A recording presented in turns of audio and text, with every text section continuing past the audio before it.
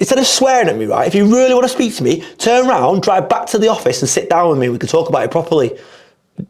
Honestly, I'm not having you speaking to me on my team like that.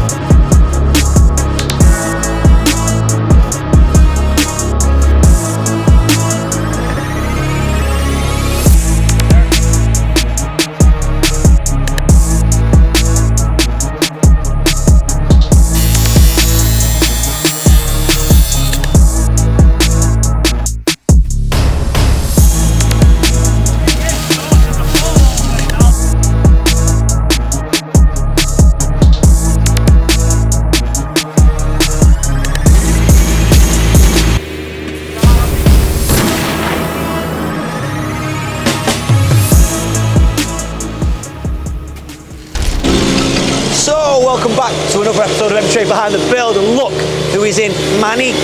Our kid, Alex, come down to have a look at our development. As you've seen, we're making good progress. We've only just got back on this job this week. Now, the work is, the piles are obviously in, concrete's gone in, they're anchored into the ground, but because this ground was so unstable, we've now got to excavate out for the ring beam and the footings that's writing it out. Yeah, but we're doing the drainage first, so you can see the lads in the background now. There was an existing drain that ran through the whole site, connecting that building and that building, which is the foul waste. So we've replaced that now with new plastic pipe, 6 inch, there was only 4 inch that was in, and it was the old clay pipe. So because we're going to build over this with all new slabs, we'll never ever be able to get back to that again in the future. So to future-proof it, they've took it out, replaced it, and tied it back in. So they've done that first, put a new manhole down there, which then we're going to tie into now with all our rainwater, and then we've also got our foul waste at the back to tie in for a new manhole in the far corner. But the good news is, sorry Al, I always interrupting you, told me off for interrupting me there. I tried my hardest not to interrupt you there. The good news, yeah, we went to the podcast, right? It's still on the internet. He talked over me like. And basically, Al's mum was like, "He's all right, that Chris, but he talks too much." Joe's interrupted, and then my mum told me as well. They were the only 2 listeners, to be fair, so it was all right. Yeah. But what is good, we've now had a good meeting with the owner of the buildings either side. We've got an agreement in place. He's basically happy for us to crack on now. We took it on the chin. It probably didn't quite go as we wanted it to until that point, but now he's happy. We'll keep him informed the whole way. It just shows that if you keep people in the loop, you're sensible and you're fair, you can always make a good agreement to get things sorted. It hasn't stopped the work. So let's have a look around and see how we're getting on. So over this part here, you'll see there's still a lot of water coming through, and what we've now learned to find is that in the corner there, coming down from the higher ground, is a freshwater spring that's running through. So we're going to put a land drain in here to try and help take this away, which will tie in to our new drains that we're doing with the manhole cover at the end. So Gscapes will come up with a good idea on what to do on that, so they're heading that up without us really having to give much direction, because they're sort of on the ball with it anyway. But yeah, it's going to be a full land drain in there. You can see it all dripping down now and how wet it is, and to protect our building and all the retaining wall rather than that concrete getting wet all the time, we're going to put that in. My idea was to set up every water. We could probably bottle it and spray it and sell it. But every spring. Yeah, I like that, but maybe we need to tackle this one. Do a taste test now. Yeah, shall have a quick sip of it now? Yeah. Do you want any? Do you want any water? Any spring water? Yeah. So yeah, it's good. We're making progress. This is the horrible bit. Me and Al was saying, like, we just couldn't spend time all day, every day on a site like this, but these boys love it. They love mud. Playing in the mud. Do you like playing in the mud? No. How do you know? In the yard? Nah, I don't. I can't deal with the yard when it's so muddy. It actually gets me down. It's honestly, it literally is like being in the trenches. But yeah, so the job. But it's good though. It's progressing. Yeah. Next step: get the pilers back in, get the ring beam in, get building control back out, sign that off, pour concrete, and then it's over to Adam and Eve to crack on with the brickwork. But speaking of Adam and Eve, over on Project 𝗕𝗨𝗟𝗃, we are cracking on with the brickwork. You smell ganja?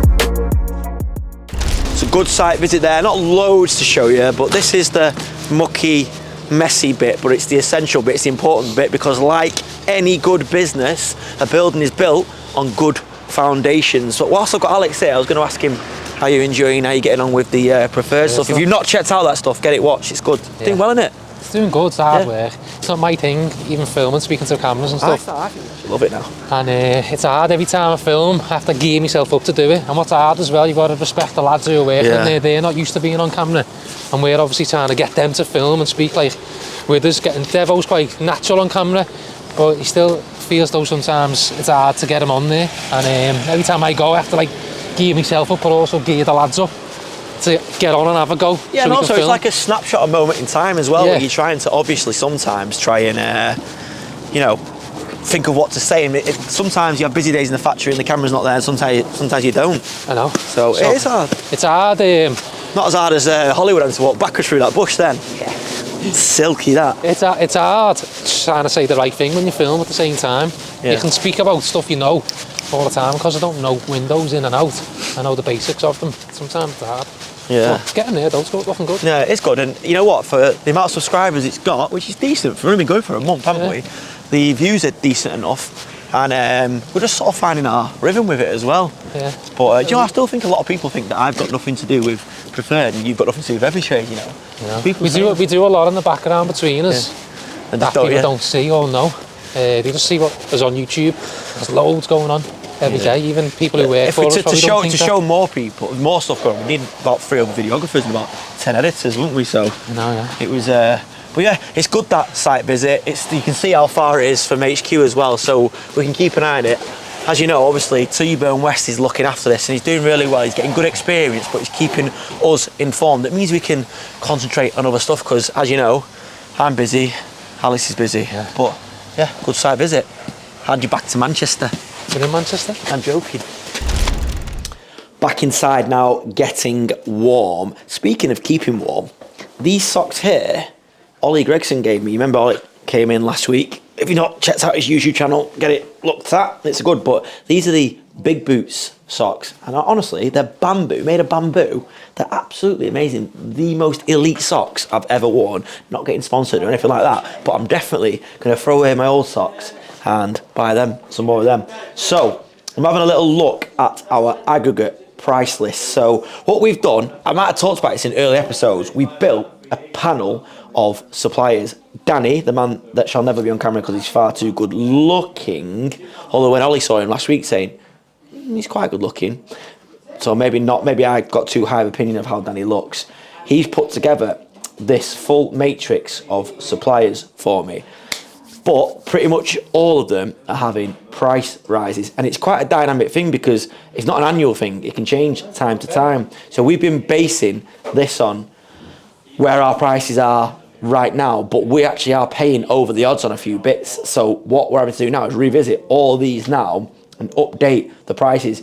And because the margins are quite tight on primary aggregates, you really got to make sure you stay on this, because £1 a tonne can wipe out a big chunk of your profit, believe it or not. So yeah, again, this is new territory for me because I've not really ever sold aggregates before, but we're going to keep this document bang up to date, because if it's real time, we can make sure we're actually making profit, but it also means we can also make sure we are staying competitive. Looking at my CCTV of the yard, I can see we're nice and busy processing. So let's go to the yard and see how the dig and the boys are getting on over there.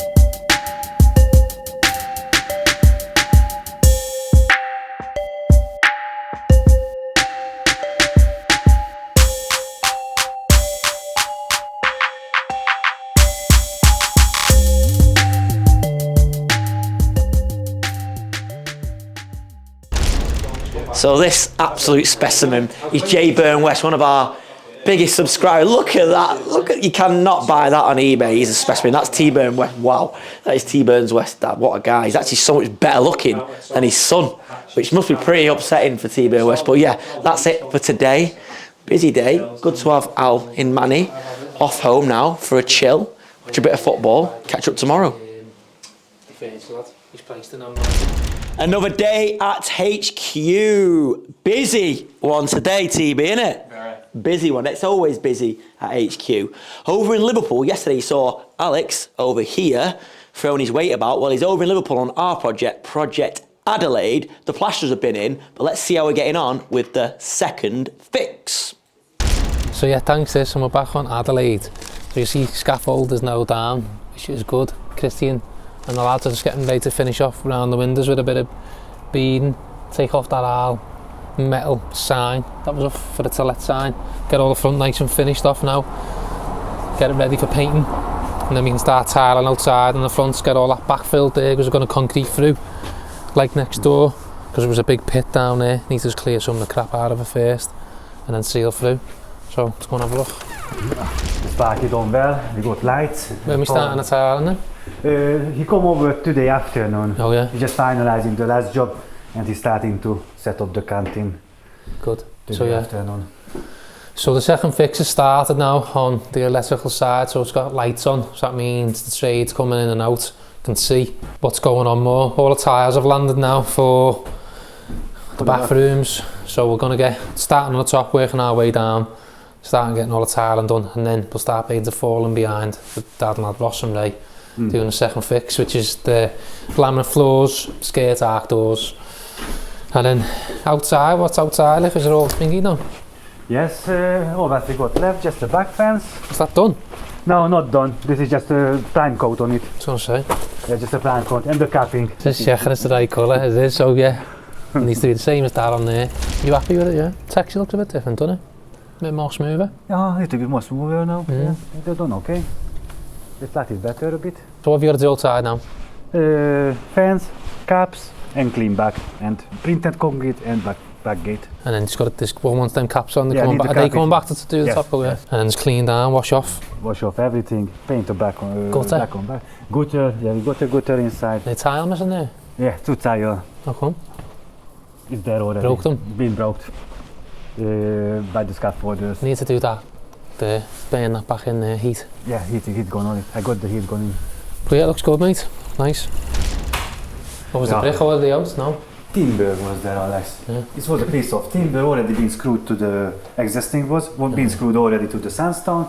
And he said he just asked me to double up at one more timber. Did you put insulation plasterboard, yeah? Yes, I'll let you be able to see there. So yeah, inside's all plastered now, drying out nice.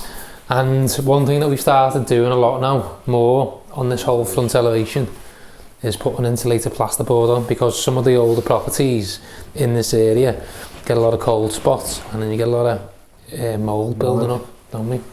It's not damp, it's mould, and this is where the sandstone heads outside and sills are so cold, it transfers through onto the board, and it always shows up there. This one, bedroom 4, always having problems there. So that's why we've done that to future-proof. So the tiles are all laid out on each floor, ready to be done, and that's the one that we've gone for this time. So as I say, we always go for the 1200 by 600 tile, and we picked that one this time round, just to match in with the colour scheme that we go for inside the property. Nice smooth finish. Always try and get one that's got a smooth finish, because if it's got too much texture, it's that hard to maintain and clean every year. So GRP done, yeah? Yes. So the bay again is all done. GRP.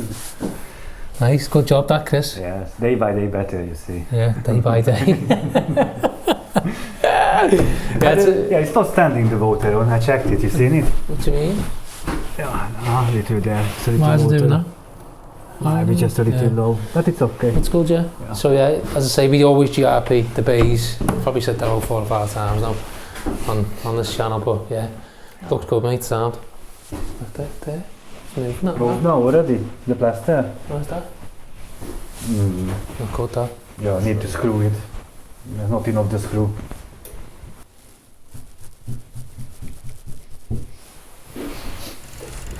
Nice little update to be fair in here. Now that all the plastering's done and the tiling's about to start, the interesting part happens now on this job, because it comes together now quite easy. All the artwork's done, getting all the structural part done and getting it to the plastered finish. Getting the finishing side is quite easy, and to be fair, because we've done that many of these now, we just know what needs to be done next, what sort of specs going in. So it's easy for Christy and the lads to just fire through and get it done. As I say, it's curved the sparks already started, getting all the lights on for everyone. Just need the tile to work through, get their bits done, and then we can work the team behind and getting finished off, getting the rads on and that. And then working our way through, getting to a painted finish. So we're well on track to being done on here, but I want to try and get this done as soon as possible, so we're not on here messing around right up to when the students move in, which is the 1st of July. I want to be well done, off here, get the refinance done, and get the money back, and we can go and buy something else then. So we need to get moving, lads. Keep moving. So with all that being said, and you're back over to Manchester. Listen, it's hard working with family. For some reason, there's a ghost in the office. The TDG ghost. As you know, TDG Contracts, that's our proper name. Does anybody know why there's a ghost in the office? What it is, someone keeps reading our emails and then forgetting to do something about it. And then, apparently, we're getting calls from very important customers and no one's passing messages on. But he's definitely not our kid, is it? No. Love you. And it's definitely not 𝗕𝗏𝗟𝗏, so we think it must be a ghost.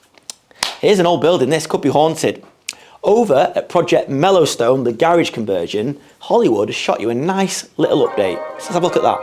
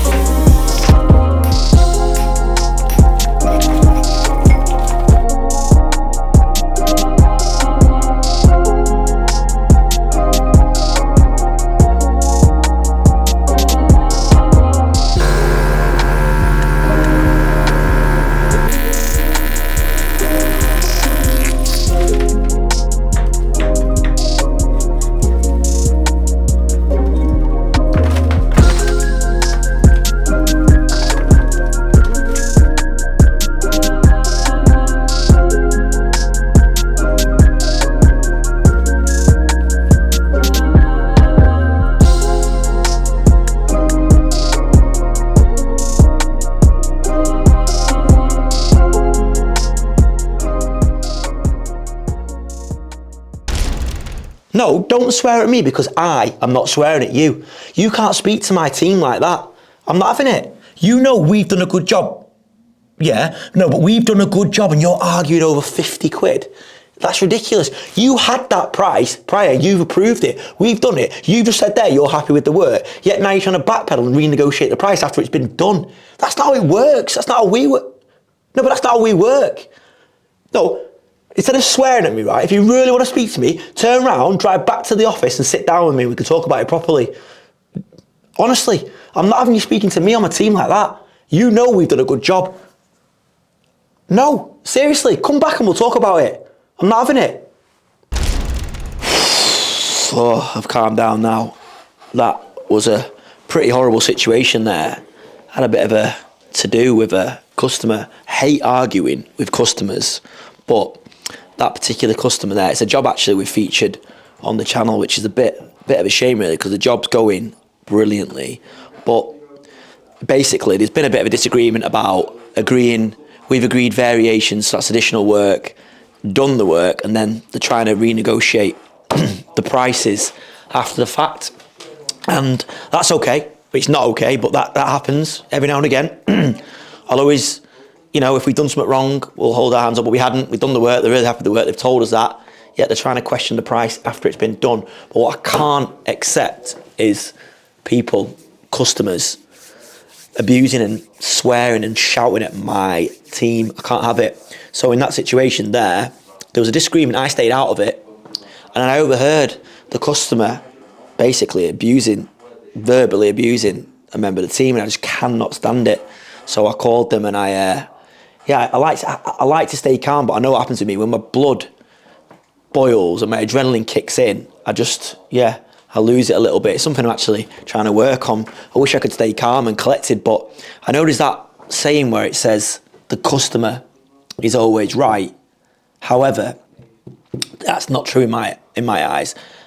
If a customer is out of line, I'm not scared to tell them that, and I'll pull them up, because we do our bit, do a really good job, deliver on time, offer value for money. In my opinion, all we want in return is payment and treat our guys with respect, because they're hard-working people. But yeah, it was I hate falling out with customers. It's very, very rare.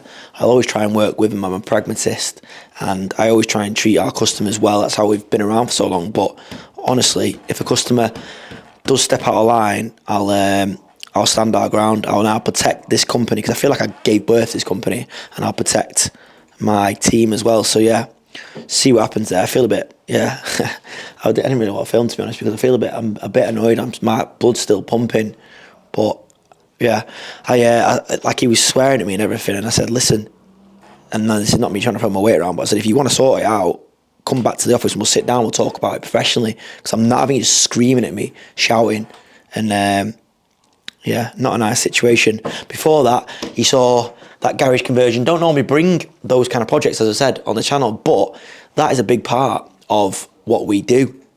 Garage conversions, things, those sort of like 10 to 20k jobs. Don't put them on the channel because they're not that sort of visually probably sexy, but that's a big part of what we do, and it's a big part of our success, the fact that we do the big projects, but we'll also have a team dedicated to the smaller stuff. So I think that is a strategy that you guys should look at if you're running a building contractor. Yeah, go after your big jobs. You know, we're just pricing and waiting to find out if we won a £1.45 million job. Great, if we do that, brilliant. However, we'll still do those smaller projects, and we've got a team dedicated to small works, and that means you get to see other members of the team like Matt Gratty, John and Rob, people that probably don't work on the bigger stuff as much because they're on the small works team. So yeah, I'm glad you've seen that. So I need to chill out, but yeah, all good. Just another day at Every Trade. No, Charlotte, I know you don't want to be in, but I'm proud that you work for us, because it's really good having a woman on the team, because it's good for marketing. No, she's very good at the job, Charlotte. I wish she would be in the vlogs, but she just doesn't feel comfortable. So I'm trying to respect that, even though she gets no choice and she's in the background. So I've just found out that Dale has been called out to a breakdown, which is good, because again, that's work we don't look for, we don't advertise, but people have seen that Dale is a mechanic and he can do things like that on this very channel, and they've got in touch, and Dale is on his way now. So let's see how he gets on. Hi guys, so I've been called out to a bit of a breakdown this morning. I had a phone call saying that they've set off from home and the car's sort of gone into limp mode and they've just had to leave it where it is. It's a lad that works over at Derek's place, so Shire's Prince. So I'm just on my way to Hyde now, just to go and have a look at that. It's an 18 plate Honda, so it could be anything. We've got a funny suspicion that it could be, don't know, a coil pack or spark plug, something like that. Hopefully something simple, but I will get it plugged in and it should tell me from that what it is. So stick with me and we'll go and have a look.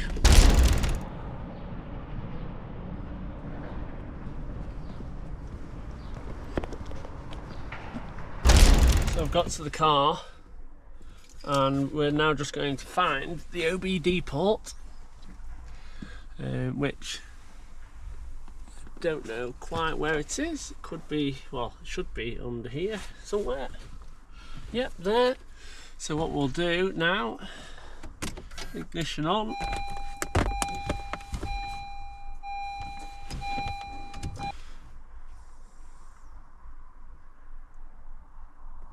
Code check. So it is in limp mode and engine management light is on. So I'm going to use the snap-on Apollo now just to see what codes are on. Take a few minutes. So codes there. Cylinder 3 misfire detected. So to me it is either spark plug or coil pack, like I said earlier. So pretty spot on with that. With petrol cars nowadays, you really just don't have any issues at all, and it usually is a coil pack or a spark plug. Quite simple really. So it was cylinder 3. I'm going to clear the codes, start the car. If it comes up the same, then I can get a coil pack and potentially a spark plug. Not that it needs it, but maybe replace them all, run it past the owner, see what happens. Right, so I don't know if you can see, but the engine's very rocky, which it is misfiring. So, good telltale sign. Try and figure out which cylinder is cylinder 3 is to unplug the cylinder. So you usually go from maybe crank, pulley, 1, 2, 3, 4. So they usually go. So 1, 2, 3 is what's saying is this cylinder is misfiring. So if I unplug this, the engine should still shake and be as it is. Yeah, see, no tone change. Nothing's changed from me unplugging that cylinder. As you'll notice, if I unplug one of the other cylinders, say this one, there we go, tone change. Therefore it's running on only 2 cylinders there. So, diagnose cylinder 3, coil pack. Easy diagnosis.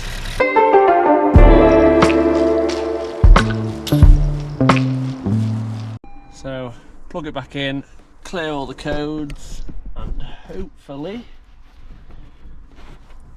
should be good as new. So we need to clear these codes, clear codes, yes. The starter, success. Start it up.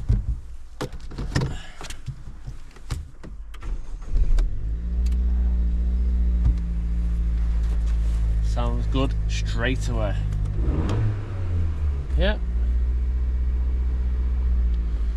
Have a look, see if I've got any codes again. No codes. Job well done. So now I've got to go back over to the office and sort a AdBlue injector on one of our vans. So keep watching and I'll see you in a minute. I think your hair looks good. I don't. No, It needs a cut. I would kill for hair like this. No, I wouldn't. So, who would have thought it? Would you have thought when we were in that mill? So we were in a room basically, probably a little bit bigger than this, just KTM out. He had a desk there, I'd have a desk here. The flickering light every day. Oh, it was absolutely go home with a grim. It used to make you, yeah, it would be, wouldn't it? Yeah. On the very first day as well, Yeah. KTM spilled some porridge. And the woman that was the manager of the floor, she was like, sorry to bother you guys, but it's a terrible smell here. We were like, vanilla one, wasn't it? Yeah, everybody, stunk I read the whole corridor. Yeah, And then she brought like incense, didn't she? Like, incense. I dropped that on the floor at about 6 AM because I got there for an early start. Yeah. No one else was in there. I was scrubbing the floor for That's about so an funny. hour. It You know, never I'm came quite out. clumsy. I mean, Very. I've seen this guy spill cups of tea over so many laptops. I've had Drop four MacBooks I've had. Yeah. We had like a quarter of the screen. Mate, usable. I tipped one up and a cup of tea was flying out the USB. I remember that. But what I was going to say was, would you have thought back in the day then that we'd have a mechanic going out doing breakdowns? No. But I had It's not that a vision. direction. I honestly had that vision. I said to you, I would love to try and disrupt that industry. I mean, we're not like we've disrupted it yet, but We're having a go. We're doing our best, aren't we? So yeah. It's Do handy. you think I was in the wrong with the customer before? I've obviously like let the guys know a little bit. I think after you'd calmed down, that we dealt with it correctly. Yeah. I think at the time you get heated, don't you? Yeah. I'm very passionate, and I like because I love this company and I love my staff that I'm passionate. I could see you steaming off. Oh, I can't and do then it. And then everyone knows when you've Hollywood a bit of a Hollywood barney. said I had a small man walk. Like, No comment. I have. I'm small. But yeah, it's I don't like falling out with customers, but sometimes you just gotta stand your ground. So, Yeah. what would you do in that situation, guys? I think you just can't negotiate a price once it's been agreed. No. Just don't do it. Can't go into Tesco, can you, and say No. I drank that milk, but I actually only got 4 cups of tea. It's only out of worth it. 40p. Though. Yeah, I want a refund. Yeah, it's crazy, isn't it? But anyway, ooh, So- that's a tasty one, isn't it? I know, it's bad, isn't it? Yeah. It's good. Back tomorrow. Oh, God, I swallowed myself now. Yeah, back tomorrow in the yard, hopefully.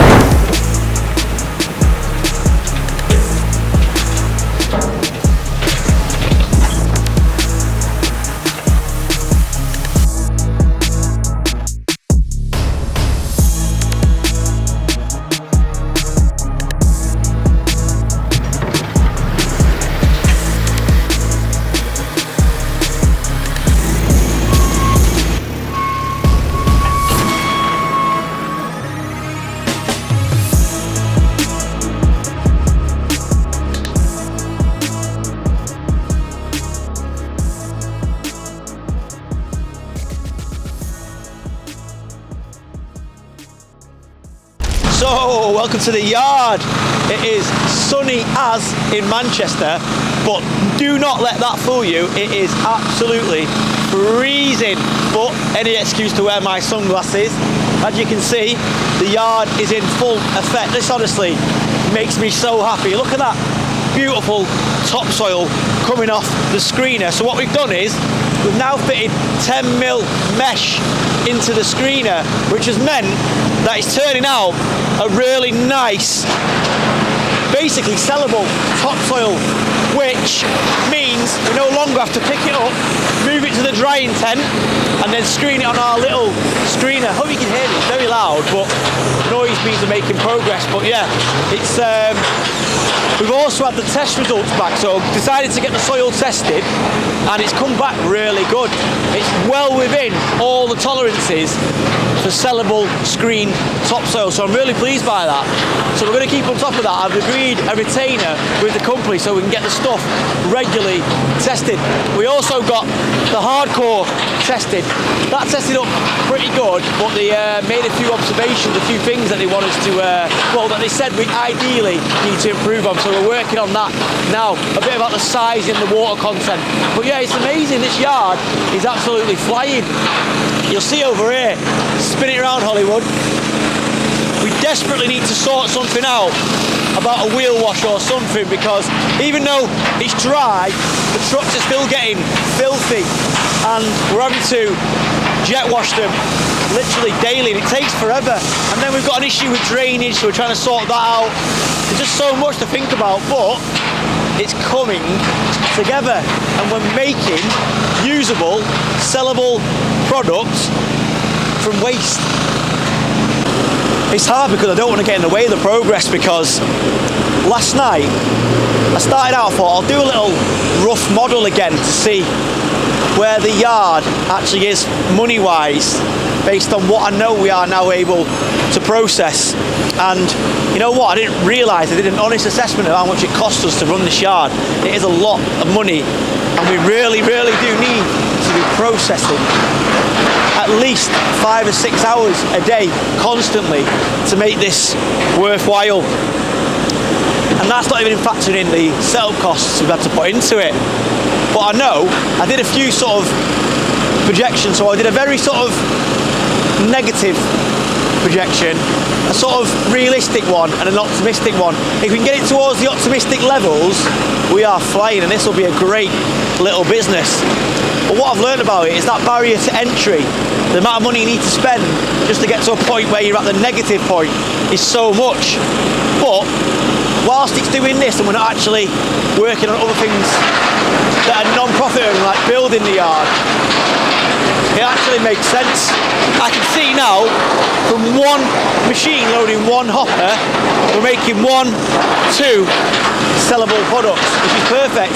It's also servicing our own sites as well, so we're doing muckaways from our own jobs like Project 𝗕𝗨𝗟𝗓 and Project 𝗕𝗨𝗟𝗓, and then we're sending stuff back out, which is perfect. I'll put a shout out now in a couple of groups that I'm in for grab drivers and tipper drivers about our soil in our hardcore, because I feel confident now it's been tested that we can now sell it. So hopefully we're going to start getting a group of regular customers that'll keep coming in week in, week out and buying from us. So all we've got to do is just keep processing. I hope we get to a point where we haven't got enough stuff to process and really got to go out there looking for more waste. That's the model, and maybe eventually we'll need a bigger yard. I probably am stupidly ambitious, but that's just us, that's just me. Talking of Project Wilmslow, we're going to go back there now because there's a lot happening, it's moving fast, and see how the boys, Adam, Eve and Mike, it isn't Adam, Eve and Steve, Adam, Eve and Mike are getting on.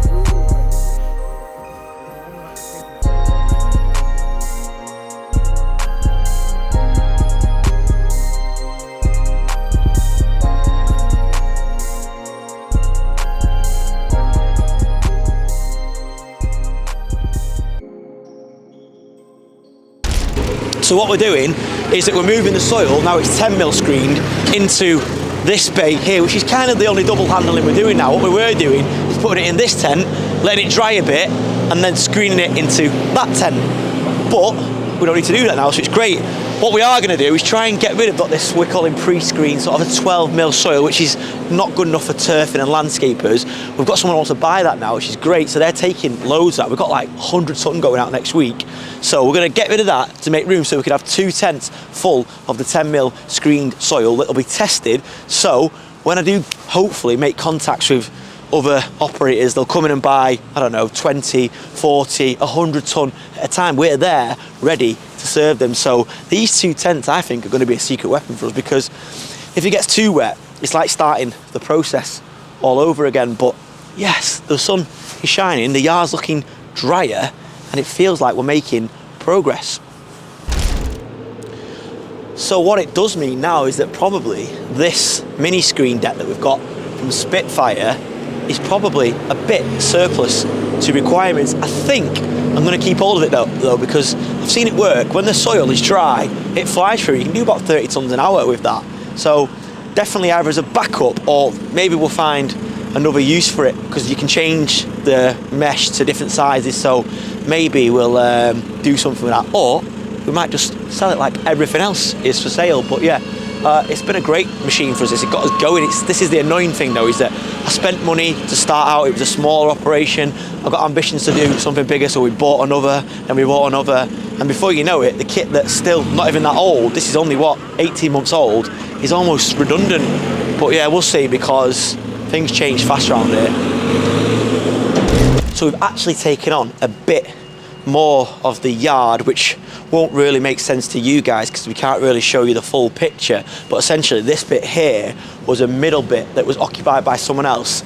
They've gone, but on the condition that I acquired this from them, and a couple of other containers in the bit where Hollywood is standing now, where we're storing some bits and pieces.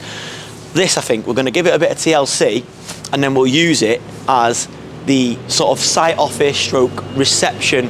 We'll have the ability to take payment in here. We've got Wi-Fi here as well, so this will be a bit of a nicer place where I can come and work, spend a bit longer here. At the moment, there's nowhere for me to really set up and work other than in my car. So the guys have got their crew area. We've got a place where we're storing tools and stuff like that, but this is going to be a bit of a site reception, site office. So if people do come in and buy aggregate, they can run in here, we can sell them, load them, and then they can pay here. So yeah, that'll be on the list. I've got a load of little jobs that I want to do just to make this yard, A, work, but B, be nice for people to work in and come in and spend some time in here. So yeah, Rome wasn't built in a day, especially if I was involved. So a good day screening and processing down at the yard, moving the absolute beast of the K4 about now. Unbelievable that. You don't really get a feel for how big that machine is until you're here and you see it moving. But I can't really convey how happy I am that this yard is doing what we set out to be. When I did that business model last night, I can see that there is definitely potential for this to be quite a lucrative little business. Anyway, updating you on what happened yesterday with that customer.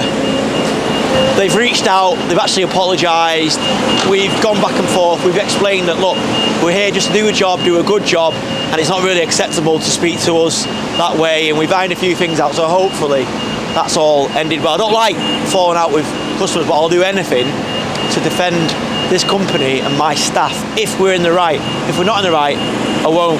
Hope you've liked this episode, guys. If you have, click a like, subscribe if you're not subscribed, and come back next week for more fun at the empire that is becoming every trade.